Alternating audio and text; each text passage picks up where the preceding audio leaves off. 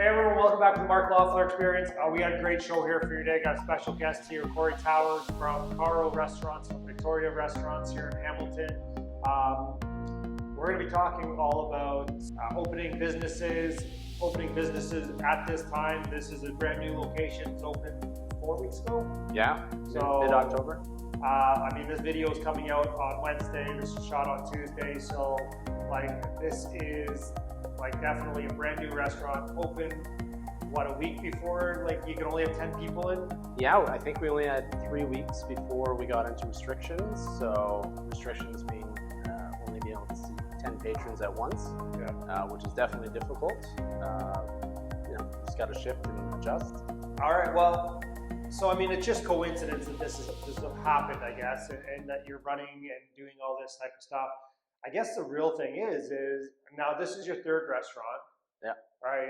Most restaurants fail in under a year. 12 to 24 months, 5 years max type thing. 5 years max is usually the lifeline. If you're in the game after 10 years, there's something really special about your product. So yeah, usually, most restaurants don't make it after 5 years.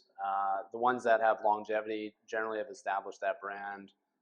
They've revamped, they've changed so many times. For us, we're going on to 3 years with Caro, which is great. We've got our second location here. Well, obviously, you've opened a restaurant, and we've had some trying times. Yes. So let's call it that. You opened the one has been open 3 years now. Yep. Right. Yep. You opened Victoria's 2 weeks before the shutdown, the original shutdown, and you opened for 14 days and shut down for 128. Yeah. Something like that. A little bit more than that. Yeah. A little bit more, right? So obviously, you ran the first business through the pandemic, and you did all that. So the question, where I want to go with this is, what do you think sets you aside from the 150 restaurants closing in Toronto, from the business owners, and this from a business owner's perspective, not just restaurants, but a business owner? What sets you apart? What have you done differently to set yourself above to be able to grow and to succeed? Because you've grown during this time, right? You've opened a third restaurant. Yeah. So what's the mindset? What have you done differently, do you think, that has led to all your success? Yeah, I definitely think there's two things. One, I always say, prepare for the worst, hope for the best. So even before, pandemic hit, always making sure that there's some working capital, always making sure that you're on top of your costs, making sure you're hitting your budgets. That's really crucial for me from a business standpoint. Make that business viable, make sure that it's got some longevity. And if you hit a skid, you've got some capital there to cover you. And then the other part is, I think right now there's tons of opportunity from, in our industry, different business opportunities. It's tough to say that because it feels like you're kind of picking over the carcasses, but there's a real reality that landlords are willing to, negotiate rents where you never would have that chance. You've got opportunities to, as we did here, come in with basically a finished restaurant. We didn't have to put in any capital or very little capital. Cory painted these nice white walls. Beautiful. If you need painting work, you have Cory Paul. He's pretty good with the air. Starting a fourth business, painting on the side. So what I got from that is not just be well capitalized, yet that does help. Yeah. Yet it's having that reserve fund or that emergency fund in the bank that says, well, if we have to shift our primary business from being an in-house restaurant with patio to being a delivery business or takeout business, we can make that happen, right? Well, and we haven't declared dividends at Caro for a reason. Making sure that we've got enough to say then, okay, we got lots on the side.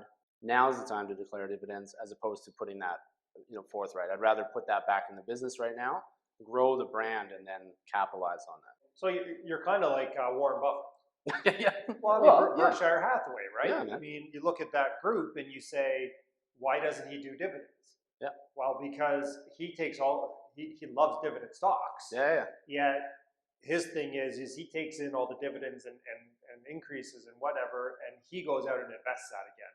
Yeah. Right. And that's the same thing is, okay, maybe a dividend would be nice and you could, buy something pretty, but the end game is bigger. And Yeah. I mean, I do see all these restaurant groups out there, right? And I mean, they're obviously, they have better buying power. Like Yep. they can go into it with a landlord and say, hey, we got 13 other locations. We're going to be viable. We're going to be here for 10 to 20 years. Yeah. Yeah, you want to work with us rather than Joe Schmo. Yeah, and I understand that we're small, but we're growing, and through this, we've had a lot of opportunities coming to us as opposed to us going to find the opportunities. So, and again, the reserves are good, but also making that adjustment of saying, okay, this is what our business now looks like. What is our labor cost? What is our food cost? What can I cut out of the budget right now to make those numbers work, as opposed to going, well, we'll see. Being ahead of that has been really crucial for us. Well, and one thing I've noticed is I don't ever think I've seen you panic. I don't think it's a time for panic. I think I look at, I've got to be a leader for my team so they don't panic. Yeah, it's tough times, and we've had some tricky conversations with different people, but at the end of the day, I know that this will end. I look at what is coming down the pipe for us. What does our world look like in a year? Well, now is the time to take some opportunities. 100%, right? Yeah. I tell people this all the time, right? Most people grossly overestimate what they can do in the short term and grossly underestimate what they can do in the long term. Yeah. Yet you're thinking 5, 10 years down the road, 100%. What does that look like? And I see a lot of people at this time basically turtling, right? For sure. Yeah. They put on, I shouldn't say that, but but that's the thing though. They get into this world of, well, what if this? What if that?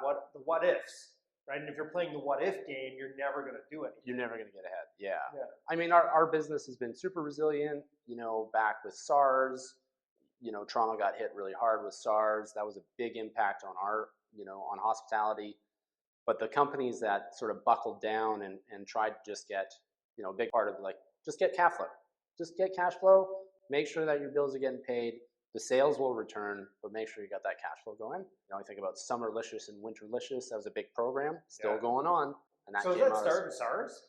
That started, just after SARS, because I lived through SARS in Toronto, and to be honest with you, I was young back then. Yeah. I don't think it changed anything I did. Right. Like, it didn't change any of my habits. There was nothing was shut down. Yeah. Like, I mean, it was a freaking long time ago, and I'm getting old, and the white hair, I guess. But I don't remember not going to restaurants or not going to bars or anything like that because of that, right? Yeah.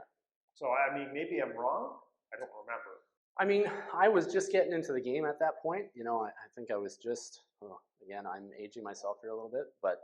You don't have the gray hair yet to prove it. I know. Unless you're just dying it. No, I'm blessed. Yeah, it was a time where, business slowed down, especially in that downtown core. That was sort of where it came out. It was like a downtown core really slowed down. Business, restaurants were really suffering. That came out of it, and it saved a lot. There's a company that I worked for that I would say definitely it saved a couple of their restaurants. Well, I went to a couple of their restaurants in that time. Yeah. I thought that was a great program. So hopefully Hamilton, if anybody in Hamilton is watching this, Cory wants to lead that program.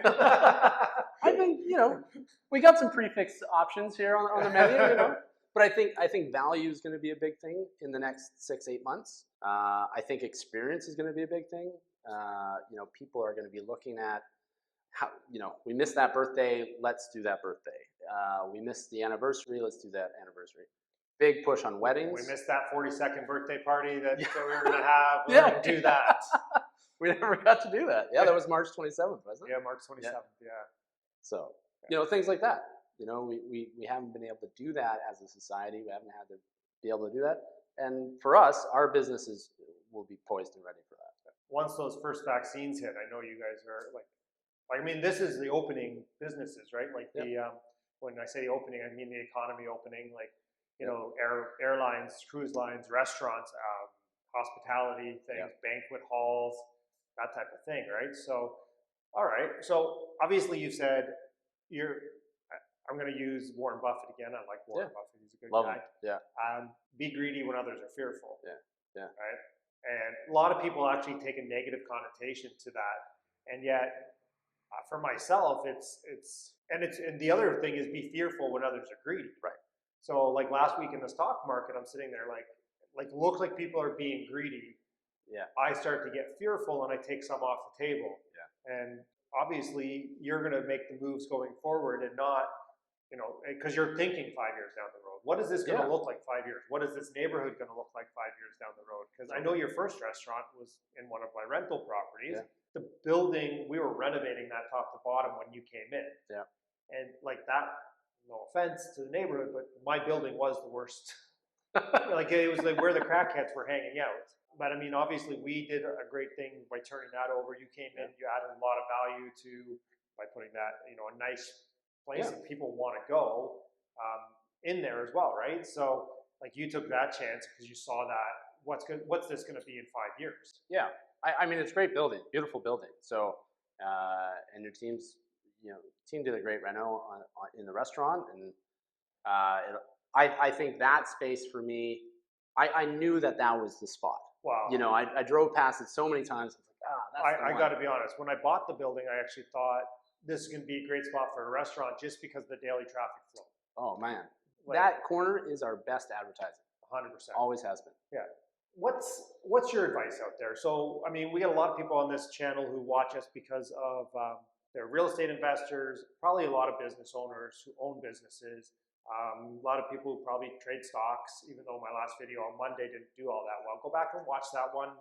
But what's your advice to people out there? What's Cory Tower doing right now to prepare for this? And how are you changing even now? Well, I think, like you said, don't panic. You've got to be able to see a bit of the forest for the trees. This will end. There will come a time that things will get back to normal. Who knows what that normal is? So, I mean, I did call it, I said June of next year. And people in the comment down below, a lot of people that disagreed with that's too early. Nobody said that's too late. Yeah. Everybody said June's too early. I'm going to stick by June, everybody. We have a lot more vaccine news lately. Yeah. So, okay, see the forest for the trees. This is going to end, whether it's June, September, whether it's next year at this time. Yeah. Right? So, yeah, this is going to end. What's that going to look like at the end?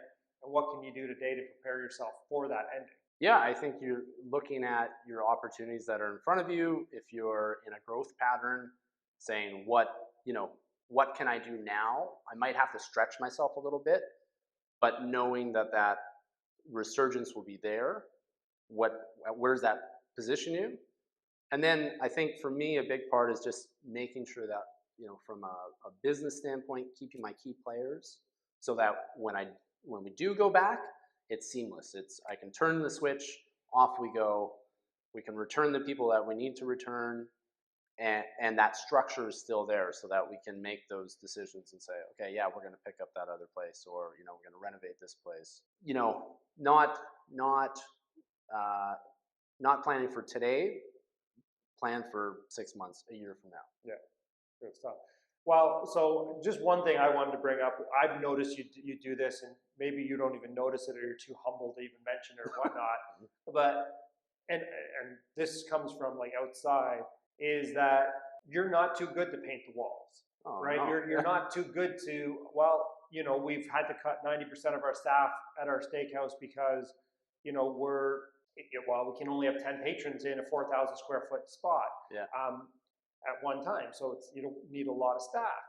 But you've stepped back to being the front door guy, serving, because that's what had to get done, right? So a lot of people out there, I know, they don't want to take that step backwards to grow forwards, and sometimes you just have to. You have to. I think that mentality will get you through a lot of things. I think, and not just through pandemic. I think that if you've got that mentality of saying, hey, I'm willing to scrub out the toilets today because that's just what's got to get done. Yep. I know this sounds bad, but sort of eating it for a while to benefit you down the road, whether it's from freeing up more capital. You're talking about scrubbing toilets and eating. Not eating, yeah. But taking it on the chin for a while, doing jobs that maybe you don't want to be doing, or feeling that you're an entrepreneur, so I got to be doing this, as opposed to, hey, what does my business need right now? What does my business need versus what do I want?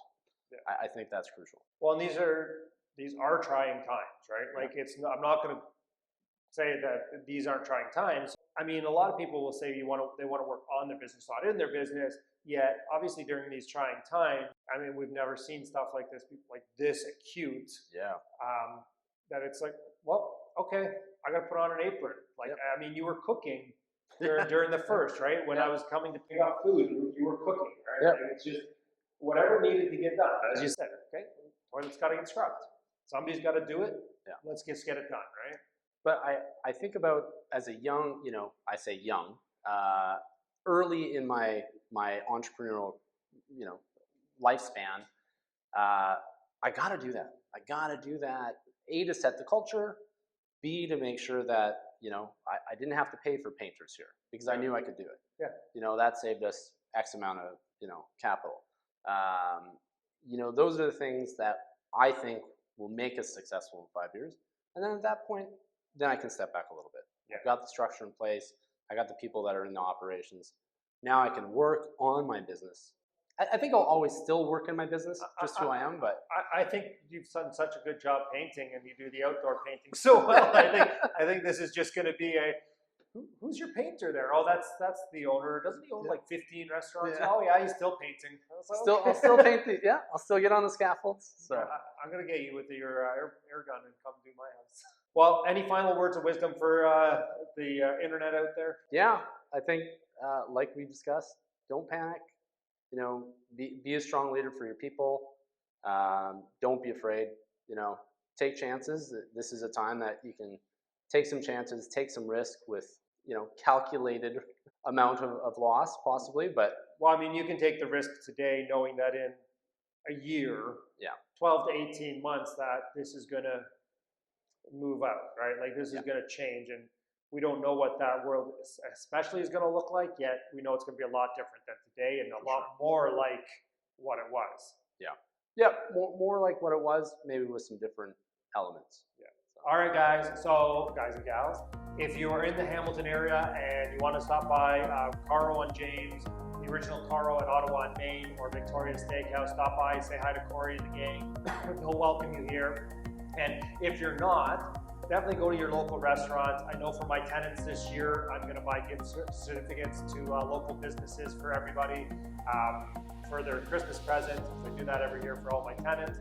And that's what I'm going to do this year, because I want to give back and I want them to go local as well. And it's going to help out. Like we all just need to work together to get through this and get out there, support your local business. All right. Thanks, guys. We'll see you in the next one. Thanks.